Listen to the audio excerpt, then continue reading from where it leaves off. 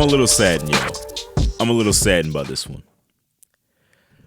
Sometimes dreams don't come true.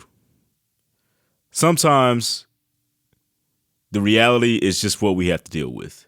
As a fan of the sport who didn't have a dog in this fight, there's no secret I was cheering for the underdog in this one. TCU, by the way, if you didn't know. The dream was for Max Duggan, who was a Heisman candidate, to overcome a 5-star defense pretty much by himself with his top running back out. Just him and his wide receiver were out there. The dream was for the TCU secondary to somehow cover Georgia receivers long enough for TCU to get to Stetson Bennett if he didn't scramble away. The dream was for TCU to pull off an amazing victory and change college football as we know it. To flip it upside down. And they couldn't do it, folks. The reality is college football is still won with recruiting. College football is won many months before the final game is played. Now, obviously, you have to put all it together, but if you don't have the right pieces at the beginning, there's no way you're going to win this thing. There's no way. That just showed you, man. That game was not what I wanted to see at all. It was not what I wanted to see. 65-7, Georgia beat TCU. That was disappointing. I wanted to change the channel in the second quarter. I know many of you across the country did as well.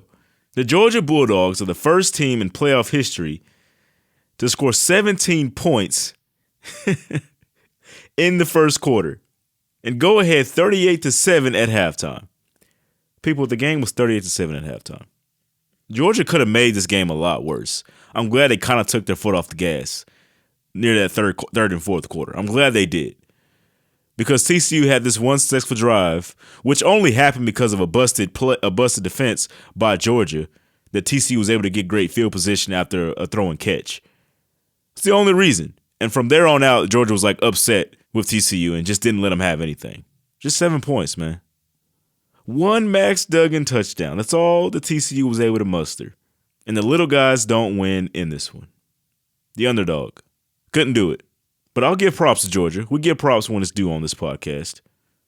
I'll give props to teams that had so much expectations before this season and had to go produce and show everybody that they were who we thought they were.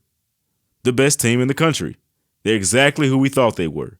And they go from winning the semifinal game by 1 point, coming down to a field goal at midnight of the new year, to winning the national championship by the most points that we've ever seen in the game. And so now the question I think coming from this is Georgia now the superpower that Alabama was? Back-to-back championships. That looks good, man. Kirby Smart. On the field coaching. Nick Saban covering the game as a broadcaster. Now the answer is yes. The answer is yes. The quick answer is yes. And here's why. Georgia is the recruiting bed for many of the top college football players in the country. Now, obviously, Florida, California, Texas, they all have a say in this. But Georgia is the main place that high school football players come up and are made to be SEC caliber NFL talent college football players. The big guys they're fed a lot, man. They fed that Southern food, man. That's where it comes from. And so now when you see Georgia win it 2 times in a row, why would the Georgia kids have any incentive to leave and go somewhere else? The money's not going to be that much different in any other place. So I don't know about that excuse. The NIL money. You got a coach that you can believe in. He's going to get the job done. You got your state that you can play for. You can represent your colors and make it to the NFL under that defense or that offense. There is no reason for those guys to leave now. And so now the recruiting only gets easier for Georgia. And guess what? They now have to spend less money to recruit. They don't have to go all around the country to recruit these guys. They can get most of the guys from Georgia and Alabama around that area and win with them guys. They can do it. And coming into this game, TCU was kind of in that same spot. OU and Texas are leaving the Big 12. 2 teams that have run this conference for the majority of time Oklahoma, obviously, in the last 20 years, winning like 14 of the championships. But those two teams are leaving. Those were the teams that were carrying this conference. They were making the most money for this conference. But neither one of these teams have made it as far as TCU since the college football playoff was born. Neither one. And now TCU has made it past the brink. And now, hey, let me tell you something. Recruiting just gets much easier, man. You go on a kid's house and say, you don't got to go to OU or Texas. We just showed you we can get up there without them. We can get all the way up to the national championship game. Come over here.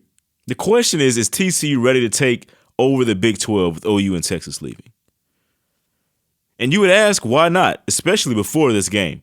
Why not?